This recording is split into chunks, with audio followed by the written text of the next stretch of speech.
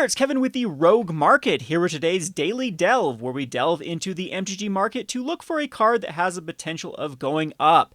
Today I have picked Lightning Runner. Now this card has been lackluster since it's been printed. There just hasn't been an energy deck that has been able to utilize its ability to untap all the creatures and have an additional combat phase because the energy cost was quite high and the amount it produced was quite low. In fact, it hasn't seen much play at all in the Commander format until the Dr. Madison came out in the Fallout pre-constructed decks, which does utilize artifacts, and red is one of the colors in this one, and having a payoff for energy is exactly what this deck is looking for, and look no further than Lightning Runner. So as according to EDHREC, they are going in 40% of all decks. Typically, I do like to see it go above the 50%, but we're right there on the cusp. And what I like most about this card, it is a mythic from Aether Revolt. This set is, what now, almost 7 years old? Over 7 years old, so the supply of these are starting to run low just on how old this card is. So if you actually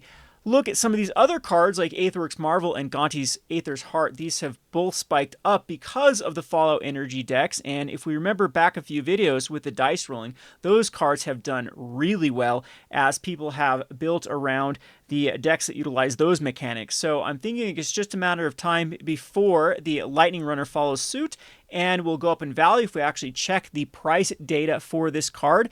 It has been going up according to the statistics on MTG Goldfish.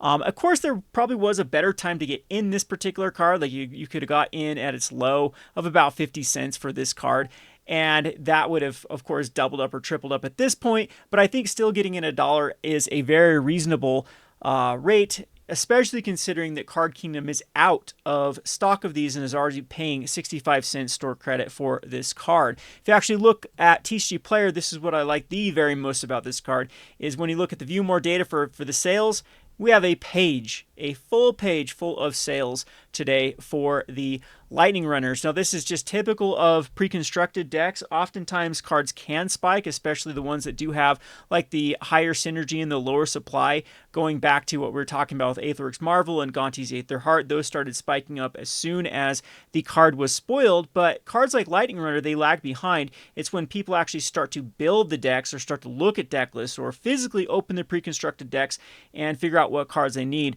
These ones tend to go up a little bit later. So you might have missed I wouldn't fault you for going into Aetherworks Marvel or Gonti's Aether Heart, but I think that this one being such a low price point, Lightning Runner is a much better target right now than those two. And again, 50% of all the decks, you got to think in the scope of how many of the Dr. Lees have been open and how many people are going to want to upgrade those pre-constructed decks.